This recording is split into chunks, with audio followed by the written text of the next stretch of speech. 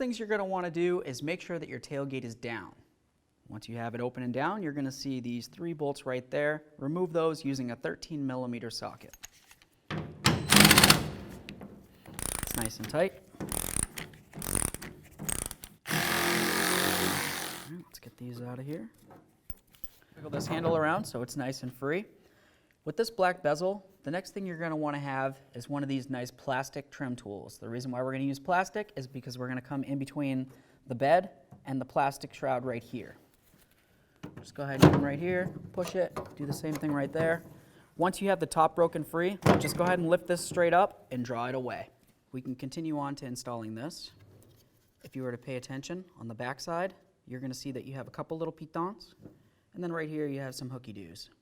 When you go to install this, you're going to put the bottom in first so that the pitons go down into here, they'll latch in, and then just roll it in and it'll latch. Just like this. In. So now from inside the bed, you can see the back side of the tailgate. We're just going to kind of wiggle the handle around until we can see our bolt holes. Grab your bolts, go ahead and start all 3 of them in before you tighten any of them down. Let's go ahead and snug them up.